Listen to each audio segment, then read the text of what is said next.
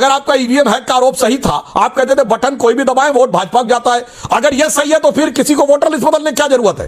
अगर आपने EVM hack को छोड़कर वोटर लिस्ट उठाया, मतलब आपने मान लिया कि ईवीएम हैकिंग का आरोप झूठा था। क्या बात है सर, क्या बात है सर। आपने कहा 500 यूनिवर्सिटी हमने खोल दी, भैया नाम भी बताते जाइएगा। 500 यूनिवर्सिटी विश्व क्लास की कहां खुल गई है, और जो यूनिवर्सिटी खुली है, अगर इतनी यूनिवर्सिटी आपने खोल दी तो ये भी बता दीजिए कि नकल माफिया कहां से पैदा हो गए। हर बार पेपर लीक हो जाता है। भाई मैंने बोला, ये आप कुछ बोलने लगते हैं, मतलब वही एआई जनरेटेड मामला है कि जो हम लिख के लाए वही बोलते रहेंगे। आपने कहा हॉस्पिटल को कॉलेज बना दिया, अरे भाई हॉस्पिटल में इलाज होता है, मेडिकल कॉलेज में डिग्री भी मिलती है, हॉस्पिटल में डिग्री मिलने लगेगी, छात्र आगे पढ़ने लगेंगे, क्या बचकानी बात करने लगते हैं। अब मैं डाटा नहीं कह रहा हूं मेरे भाई, जरा आप बहुत कान खोल के सुन लीजिए मेरे भाई। जब आप 10 साल का तुलना करें तो मैं दर्शकों से कहता हूं जाके चेक करिए, आज डीजल पेट्रोल का प्राइस क्या है, 94-95 रुपए। जब हमारी सरकार आई 2014 में कितना था, 67 रुपए, यानी कितना बड़ा 60%। जब हमारी सरकार गई 2004 में तब कितना था, 32 रुपए। 32 से 67 हुआ 10 साल में, यानी कितना बड़ा 120%। और इन 10 साल में कितना बड़ा 60%। भाई साहब चाय चाय करना अपनी जगह बात है, फैक्ट बात करिए। पिक्चर चालू करो बे। आज की स्थिति जबकि यह है कि महंगाई और बेरोजगारी को मुद्दा बनाने वाले लोगों से पूछिए, आज महंगाई 2% पर है, मई में 1.5% पे थी। विकास की दर 7% है, यानी महंगाई की दर से 3.5 गुना है इस समय विकास की दर, जो भारत के इतिहास में कभी नहीं रहा है। फॉरेन डायरेक्ट इन्वेस्टमेंट और वो सारी अपनी जगह है। जहां तक और बेरोजगारी का जो सबसे ऑथेंटिक डाटा माना जाता है वो होता है ईपीएफओ, यानी इंप्लॉई प्रोविडेंट फंड। क्या बात कर रहे हैं? यानी जो अकाउंट्स होते हैं, वो मई का जो डाटा अभी तक मई तक का अवेलेबल, उसमें 20 लाख लोग जुड़े हैं। वो सारे विषय अपनी जगह हैं। जो मैसिव इंफ्रास्ट्रक्चर बन रहा है वो कौन बना रहा है, रोजगार नहीं सृजित हो रहे हैं। अगर यहां इस समय करीब 80 के से अधिक एयरपोर्ट्स बन गए, 37 किलोमीटर पर डे सड़क बन रही है, अगर भारत मोबाइल हैंडसेट के सबसे बड़े मैन्युफैक्चरर्स में से एक हो गया, तो मेरे भाई ये बना कौन रहा है? अगर 4 करोड़ मकान प्रधानमंत्री आवास योजना में, तो कोई तो बना रहा है। Good question. और कोई बना रहा है तो कहीं तो रोजगार सृजित हो रहे हैं। वो सारी चीजें प्रैक्टिकल दिख रही, मगर यहां पे समस्या क्या है, यहां पर गंभीरता से समझ में, ये भी नहीं आरोप लगा रहा हूं कि विपक्ष के सारे नेता उनको पता ही है, हो सकता है उन्हें पता भी ना हो, वो अनजाने में इस खेल के मोहरे बन रहे हो। मगर आप ये समझिए कि इस समय पूरे विश्व में जो हो रहा है, भारत के इर्द गिर्द जो कुछ हो रहा है, यदि प्रधानमंत्री मोदी जी के नेतृत्व में एक मजबूत दृढ़ इच्छा शक्ति वाली सरकार हमारी नहीं होती, तो भारत पता नहीं कैसी गंभीर चुनौतियों का सामना इस समय कर रहा होता। हम ये समझ सकते हैं। ये बड़ी अच्छी बात कही है। और ये जो जेन जी की बात कर रहे हैं, मैं एक उदाहरण देना चाहता हूं ऐश्वर्य जी। जी जेन जी जानते क्या है? क्या है? एक कांग्रेस के चीफ फाइनेंस मिनिस्टर थे चिदम्बरम साहब, जिन्होंने संसद के पटल पे खड़े होकर कहा था कि डिजिटल ट्रांजैक्शन भारत में कैसे हो सकता है। यहां के लोग तो कम पढ़े लिखे, यहां के लोग कम टेक्स सेवी हैं, यानी उनको भारत की यंगर जनरेशन की कैपेबिलिटी पर भरोसा नहीं था। क्या? मगर प्रधानमंत्री मोदी जी को भरोसा था, और उन्होंने देखे डिजिटल ट्रांजैक्शन में आज इंडिया दुनिया में नंबर 1 का कंट्री है। 48% डिजिटल ट्रांजैक्शन हमारे यहां होता है। यूपीआई वीजा को छोड़कर सब। ये है जेन जी, यानी नए भारत की पहचान है जेन जी। बात तो सही है। मिग को सोल फाइटर उड़ाने वाली जो भारत की पहली महिला फाइटर थी, अवनी चतुर्वेदी, वो जेन जी है। वो जेन जी। मगर यहां समस्या क्या है कि इन लोगों को यह देखना है कि वो जो सकारात्मक कंस्ट्रक्टेड, यानी जो यूनिकॉर्न बनाने वाला, वो जो नए स्टार्टअप शुरू करने वाला, वो जेनजी नहीं दिखाई पड़ना है। जेनजी का आदर सत्य नडेला, सुंदर पिचाई और इंदिरा नूई, यानी दुनिया के बड़े बड़े मल्टीनेशनल्स के वो नहीं होने। अभी और सुनिए, प्रधानमंत्री जी ने मन की बात में क्या कहा था कि आईआईटी मद्रास के वो बच्चे जिन्होंने नया सैटेलाइट अपने बीटेक में पढ़ते हुए बना लिया, वो जेनजी नहीं दिखना है इनको। वो जेनजी दिखना है जो पत्थर चलाता हुआ दिखे, जो आगजनी करता हुआ दिखे, जो भारत विरोधी नारे करता हुआ दिखे। और ये वो उससे इनको मतलब भी नहीं है। ये तो साहब 10 साल पहले से वहां खड़े हैं, भारत तेरे टुकड़े होंगे इंशाअल्लाह वालों के साथ वहां खड़े हुए थे, और शाहीन बाग के समय और किसान आंदोलन के समय किचन नेक काटने वालों के साथ खड़े हुए थे। बाप रे, ये तो धोती खोल रहा है। तो इनकी सोच और हमारी सोच में जमीन आसमान का अंतर है। युवाओं की शक्ति को सकारात्मक दिशा देते हुए देश की प्रगति की तरफ ले जाने के लिए मोदी जी प्रतिबद्ध हैं, और अपनी राजनीतिक हार की खींच उतारते हुए, वो भड़ास उतारते हुए भारत में विप्लवकारी वातावरण उत्पन्न करने का ख्वाब देखते हुए ये लोग हैं। शाबाश बेटा। आपने कहा कि डॉलर रुपये के बराबर ले आएंगे। आज रुपये इतनी कमजोर हो गई है, 100 के बराबर पहुंचने वाली है। आपने कहा कि जो डीजल है, जो पेट्रोल है, वो 30 रुपये में ले आएंगे। आज कहां आसमान छू रहा है, महंगाई कहां छू रही है। कभी जमीन पे जाए सुधांशु जी और आम आदमी से बातचीत करके देखिए, लोग इतने परेशान है, घर चलाने मुश्किल हो गए हैं। जब से दिल्ली में भाजपा आई है त्राहिमाम हो रहा है, लोग खून के आंसू रो रहे हैं। अच्छा, जब तक आपकी करनी और कथनी में केजरीवाल इफेक्ट नहीं आएगा, तब तक भारत का युवा निराश होकर के सुधांशु जी, आज जो तरह तरह की बातें हो रही हैं, हमें डर लगता है। सोमनाथ जी हमें कह डर रहे हैं लगता है जब तक आप ये, अगर आपने सिर्फ बोला कि एक के साथ एक फ्री देंगे और नहीं दिया, कथनी और करनी में फर्क नहीं। अगर आपने बोला एक के साथ एक फ्री देना है तो देना पड़ेगा, लालू जी स्टाइल में। अगर आप बोलेंगे सिर्फ एक के साथ एक फ्री और देंगे नहीं तो फिर गलत बात हो जाएगी। बोलिए एक के साथ एक फ्री तो दीजिए भी। सुधांशु जी की पार्टी नहीं, इतने बिल्कुल। राज्यों में शासन में। अनुराग जी आ रहा हूं, पंकज जी अगर आपको कमेंट एक के ऊपर एक फ्री देखनी है ना, चलिए मेरे साथ फरीदाबाद में, चलिए मेरे साथ गुड़गांव में, दिखाता हूं कितना मिलता है एक के ऊपर एक फ्री। सुधांशु जी, अरे अभी भाजपा ने 25 से उम्र घटा के 21 किया है दिल्ली में शराब पीने के लिए। कभी आपने इस पे डिबेट किया है? अभी बदत है भाई, अभी बदत है। आपने उद्गार व्यक्त कर लिया। मैं संक्षेप में जवाब देने का प्रयास करता हूं ताकि अभी हमारे मित्र भदौरिया जी को आपत्ति ना हो कि मेरे दूसरे विपक्षी साथी को टाइम मिला है मगर अभी मुझे नहीं मिला है, तो मैं जवाब देता हूं। आपने ऐसा बेहतरीन मॉडल दिया है कि भारत के इतिहास में एक ही शिक्षा मंत्री था, वही शिक्षा मंत्री एक पौवे के बदले दूसरा पौवा फ्री दे रहा था। दारू मंत्री और शिक्षा मंत्री एक हो, ऐसा आपको भारत के इतिहास में कोई उदाहरण नहीं मिलेगा। बात तो सही है। और सोमनाथ भारती जी ने बहुत सही कहा कि लगभग एक ही टाइम पे मोदी जी सत्ता में आए और केजरीवाल जी आए, मगर किस तरीके से आए सोचिए। मोदी जी जनसंघ के जमाने से 67 साल तक संघर्ष करते हुए एक बार कांग्रेस से समझौता नहीं किया और कांग्रेस बन गए, बता सर अपने अपने टर्न पे बोलिए, क्यों आपको जो बोलना था बोल लिया आपने। कितने अब दर्शकों के साथ अन्याय मत करिए, मैं अपने अपने टर्न का इंतजार करिए। अरे भाई मेरी पूरी आप अब बात तो सुनिएगा तो सब बताऊंगा। अभी अब काहे परेशान है भाई, आपने इतना लंबा चौड़ा पॉइंट बोला तो पॉइंट बाय पॉइंट मुझे उत्तर तो देने दीजिए। आप सुनिए, और ये कैसे आए? अरे हमने 70 साल में कभी कांग्रेस से समझौता नहीं किया, इन्होंने 70 दिन में समझौता किया। वही कांग्रेस जिसको लेकर ये लोग गालियां बकते थे उसके साथ लिखित पे समझौता किया। और याद करिए केजरीवाल जी भी युवाओं के प्रतीक बन के आए थे और वो एक्सपेरिमेंटल पॉलिटिक्स कितनी डेट्रीमेंटल एक एक करके मैं सोमनाथ भारती जी को बताना चाहता हूं कि जो अन्ना आंदोलन हो रहा था, भाई ये क्या तरीका है बार बार बीच में डिस्टर्ब करने का? एक एक करके बोलिए। एक दर्शकों के साथ क्यों अन्याय कर रहे हैं? आप बोल रहे थे, सबने शांति से सुना है। एक आपका टर्न है, मेरी बात की धज्जी उड़ा दीजिएगा। और आपका जो आंदोलन हुआ था, अब मैं बताना चाहता हूं दर्शकों को, बहुत पुरानी बात नहीं, लोगों को याद होगा, वो कोई स्कूल बनाने के लिए और सड़क बनाने के लिए और मोहल्ला क्लिनिक बनाने का वादा नहीं कर रहे थे। मुझे चाहिए जन लोकपाल। कहां गया जन लोकपाल मेरे भाई? वो तो टोपी भी फेंक दी। कहेंगे दिल्ली में सरकार नहीं थी, पंजाब में तो पूर्ण सरकार है, बना दिया लोकपाल। आपकी पार्टी में एक लोकपाल थे एडमिरल रामदास, फेंका दिए उनको। ये होता है वो करने का प्रयास करना कि जो अंदर से कुछ और ये विश्वसनीयता का संकट। खैर वो छोड़िए कि केजरीवाल जी की पार्टी ने क्या क्या किया, वो जनता ने उसको देख लिया और जनता ने उसको देखने के बाद अपना मत भी दे दिया। बात तो सही है। मगर इनको बताना चाहते हैं कि मोदी जी ने क्या किया। भाई साहब आप तो प्रबुद्ध व्यक्ति हैं, आप कह रहे हैं मोदी जी ने कोई स्कूल नहीं बनाया। भाई साहब 325 मेडिकल कॉलेज बने मोदी जी के आने के बाद। और सुनिए, एक जमाने में 50 साल तक एक ही एम्स था, अटल जी के टाइम में 7 एम्स बने थे, अब मोदी जी के टाइम में 23 एम्स हैं, 550 नई यूनिवर्सिटीज बनी हैं, 80 नए एयरपोर्ट बने हैं, ये रेलवे का इलेक्ट्रिफिकेशन कंप्लीट हो गया है, पूरे 100% पावर का कवर हो गया है। अभी और सुनिए, और भारती भाई कान खोल के सुनिए, भारत ने ऊर्जा के उत्पादन में 50% इंस्टॉल कैपेसिटी क्लीन एनर्जी से प्राप्त कर ली है।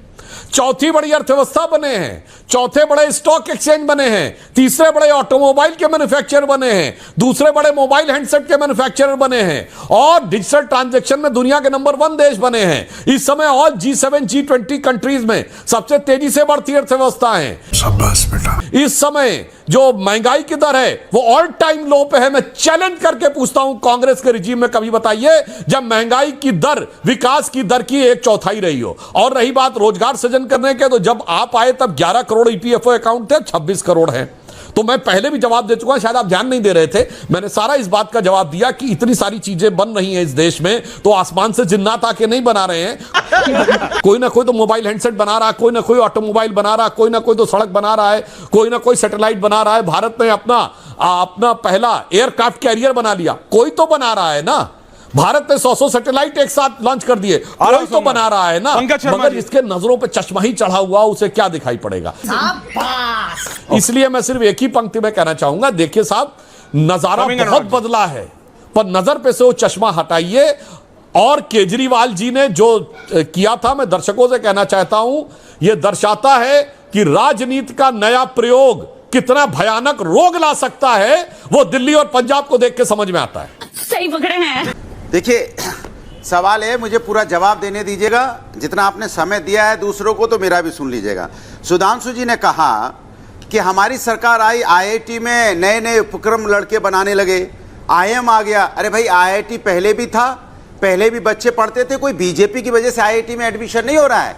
बच्चे अपनी मेहनत से, अपने कंपटीशन से आईआईटी में जाते हैं, आईएम में जाते हैं। कोई इसमें बीजेपी का योगदान नहीं है।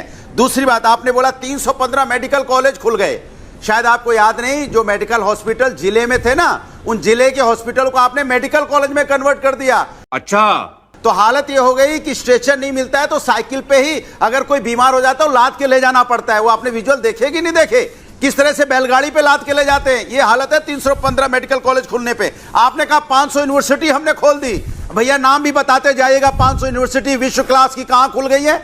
और जो यूनिवर्सिटी खुली है, अगर इतनी यूनिवर्सिटी आपने खोल दी, तो ये भी बता दीजिए कि नकल माफिया कहां से पैदा हो गए। हर बार पेपर लीक हो जाता है। पेपर लीक कैसे हो जाता है, उसके बारे में बताते जाइएगा। ठीक है, बोल। फिर आपने कर दिया, हमने ऊर्जा का उत्पादन बढ़ा दिया। बिजली कट बताते जाइएगा, किस तरह से बिजली चली जाती है और घंटों घंटों बिजली नहीं आती है। फिर आपने बोला हमारा मोबाइल उत्पादन में हम नंबर 1 हो गए, इंडिया डिजिटल हो गया। अरे भैया, डिजिटल इंडिया हो गया, और आपसे जब वोटर का मांगा जाता है भैया चुनाव आयोग से कि आप वो डिजिटल दे दो, वोटिंग जो इस तरह वोट डालते हैं वो डिजिटल डाटा दे दो, तब आप नहीं दे पाते, तब आपकी टाई फिस हो जाती है। तू है कौन रे? Digital India, make in India, ये डायलॉग में अच्छा लगता है। आप कह रहे थे महंगाई कम हो गई है, पहली बार विश्व में, दुनिया में पहली बार इतनी महंगाई कम हुई है।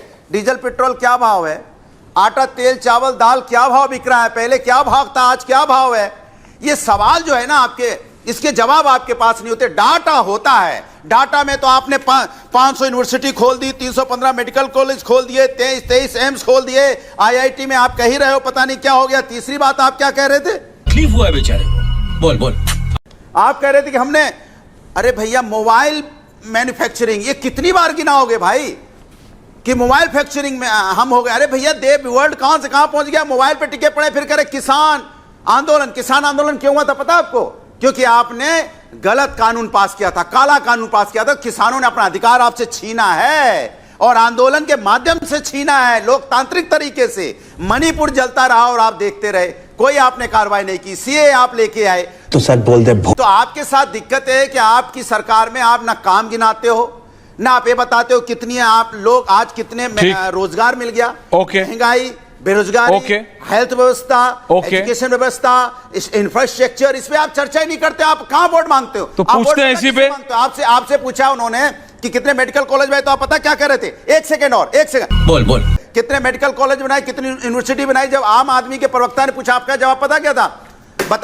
बताइए वहां पे जब ये आपका आंदोलन हो रहा था, ठीक हुआ, आपके आंदोलन में जन लोकपाल लाने की बात थी, और वहां पे समझौता कांग्रेस से किया। अरे भैया, किससे समझौता किया आपसे नहीं पूछा जा रहा है। आपसे पूछा जा रहा है कि 2014 के बाद से आपकी सरकार, आपने देश को क्या दिया है?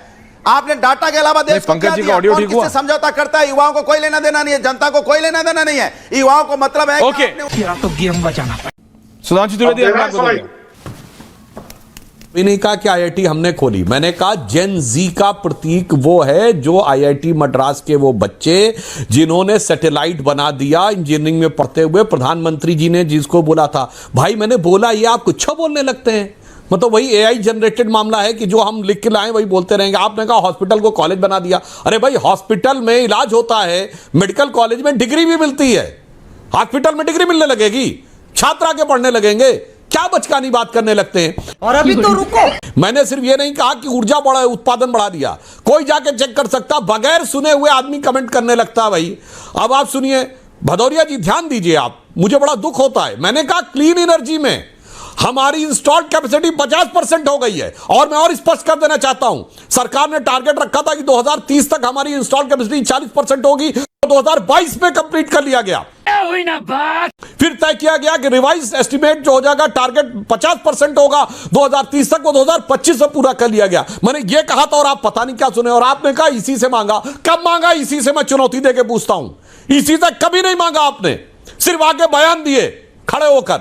बात तो सही है। और मैं बयानों के बारे में कहना चाहता हूं, जो ये कहते हैं कि वोटर लिस्ट में हेरा फेरी हो रही है, मैं उनसे पूछना चाहता हूं, मात्र साल भर पहले कहते थे ईवीएम हैक हो रही है। अब मैं एक बात कहूं, अगर आपका ईवीएम हैक का आरोप सही था, आप कहते थे बटन कोई भी दबाएं वोट भाजपा को जाता है, अगर यह सही है तो फिर किसी को वोटर लिस्ट बदलने की क्या जरूरत है? अगर आपने ईवीएम हैक को छोड़कर वोटर लिस्ट उठाया, मतलब आपने मान लिया कि ईवीएम हैकिंग का आरोप झूठा था। क्या बात है सर, क्या बात है सर। साबित हो गया ना, आरोप झूठा था।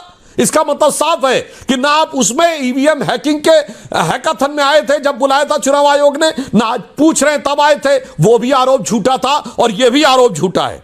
इसीलिए आपकी किसी भी चीज के ऊपर जनता अब विश्वास नहीं करती है। यह बात भली भांति लोगों को समझ में आ चुकी है।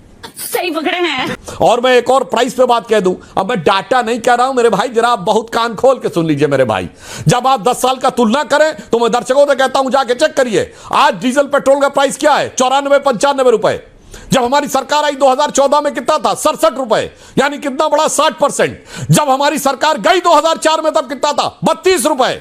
32 से 67 हुआ 10 साल में, यानी कितना बढ़ा? 120%।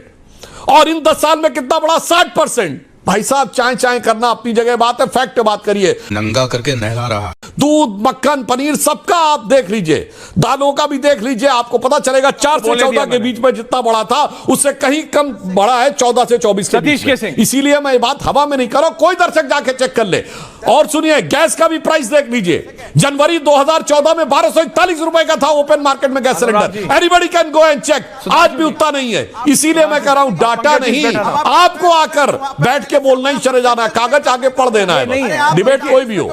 हिला डाला ना। 10 सेकंड दे दीजिए। नहीं, मैं आपको दूंगा 30 सेकंड बाद, फिर 10 सेकंड दे दो। नहीं दूंगा, 30 सेकंड बाद दूंगा। पंकज जी और सतीश जी के बाद दूंगा। समझ गए? अब क्लियरली वेट करो। पंकज शर्मा जी, अब सतीश जी को मौका दीजिए, अपने दूसरे साथियों को मौका दीजिए भाई। अरे वो नहीं, वो अपनी पार्टी में किसी को नहीं देते हैं। सतीश जी और पंकज जी तो तब भी बात की बात है, आप इनको बिठा दीजिए सभा के 3 प्रवक्ताओं के साथ, उनमें नहीं देंगे। लेकिन सुधांशु जी, ये आप बोल देते हैं आसानी से, लेकिन महंगाई का वादा तो कुछ और था ना। अरे कहना क्या चाहते हो? मैं कह रहा हूं भारत के युवा को, पंकज शर्मा जी के पास जा रहा हूं, but I am just making a point, आप जाओ अपना काउंटर करें तो दे दीजिएगा। भारत के युवा को रास्ता तो आपको दिखाना पड़ेगा ना। बिहार में इलेक्शन है, सबसे युवा स्टेट है बिहार का, सबसे युवा स्टेट है देश का बिहार, सबसे युवा, सबसे ज्यादा अगर जेन जी जिसे कहते हैं, जिसको विपक्ष उग्र और ये दिखाने में बिल्कुल आमादा है कि उसको तो बिल्कुल त्राहिमाम चाहिए, वो सबसे ज्यादा युवा बिहार में है। क्या उस युवा के पास है क्या? एक तो एमएनसी बताइए, एक तो बताइए कि जहां से वो पढ़ के आ जाए, जहां उसे नौकरी मिल जाए बिहार में। एक तो बताइए वो सुरक्षित घर से बाहर निकलने के लिए है नहीं। और ये सिर्फ बात बिहार की नहीं है, मैं कह रहा हूं युवा को एक दिशा तो दिखाएंगे।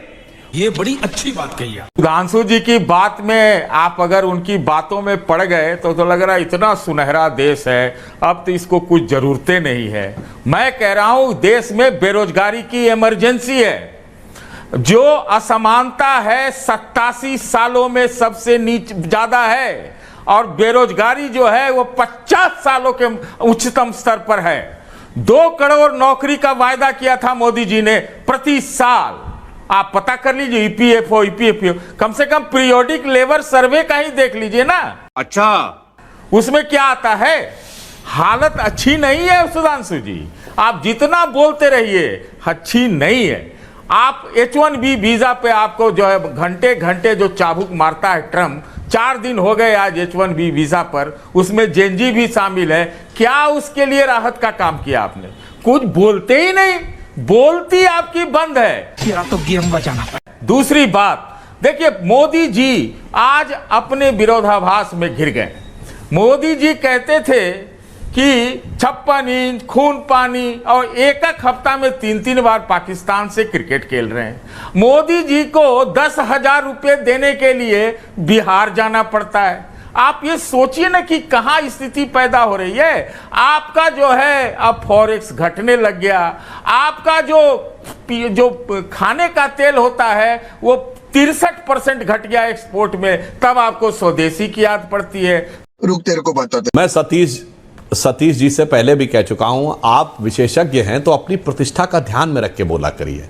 पंकज जी ने अभी कहा कि बिहार की प्रति व्यक्ति आय 66,000 है। पंकज जी 2005 में कितनी थी बताइए? बताइए, एक लाइन में बताइएगा, लंबा भाषण मत दीजिएगा। नहीं पता होगा, ये होता सेलेक्टेड डाटा। अब मैं बताता हूं, 2005 में थी 6,000 कुछ सौ रुपए, आज है 67,000 कुछ सौ रुपए। 2000 सर अपना अपने टर्न पे बोले, अब नहीं बोल पाए ना। मुझे पता था कि आपको जो दिया गया वो आप आके पढ़ने लगेंगे। आप विशेषज्ञ के रूप में बोलिए, विशेषज्ञ पूरी जानकारी रखता है। गजब बेइज्जती। या कह दीजिए मैं प्रवक्ता के रूप में बोलूं, प्रवक्ताओं की मजबूरी समझ में आ सकती है। अब मैं बता रहा हूं बिहार का अच्छा बजट कितना था 2005 में, बताइए कितना था? जी, आप ये फिर देखिए नहीं पता होगा। 23,000 करोड़ था, आज है 3.25 लाख करोड़। अब सुनिए अपने टर्न पे, अब मुझे मैंने कहा था भाषण नहीं, या तो फैक्ट पता हो तो बोलिए, नहीं तो फिर अब छोड़ दीजिए। अब सुनिए बिहार में जब हमारी मैं इसलिए बता रहा हूं कितना गहरा नीचे। अब फिर भी तो बोलने लगे सर आप। अब मुझे पता था एक वाक्य बोलना हो। अब बता रहा हूं बिहार में बिजली 22% क्षेत्रों में थी केवल, आज 100% बिजली का कवर हो गया है। आज बिहार की जो रेट ऑफ ग्रोथ है वो 11% से लेकर 14% के बीच में रही है। ग्रोथ रेट में बिहार लगातार भारत के टॉप 5 राज्यों में निरंतर रहा है। अब खैर उसकी बात अपनी जगह। दूसरी आपने कही थी वो नीतीश कुमार को किनारे लगा दिया। साहब क्या बोलते हैं, अभी मजा आएगा ना। किनारे का तो नजारा ध्यान है, जब राहुल गांधी जी बैठे थे और किनारे में बैठे हुए थे तेजस्वी जी। राहुल जी से पूछा गया कि सीएम का चेहरा आपका कौन होगा, जबकि तेजस्वी जी बेचारे बोल बोल के गला सूख गया था कि पीएम कैंडिडेट राहुल गांधी होंगे। इसके बावजूद तेजस्वी जी हसरत भरी निगाहों से राहुल गांधी की तरफ देखते रहे, मगर राहुल गांधी जी के मुंह से नहीं निकला कि हमारे कैंडिडेट किनारे बैठे हुए तेजस्वी जी होंगे। और वो सुनकर तेजस्वी जी का मुंह छुहारे जैसा हो गया। हमारा तो सिटिंग सीएम है।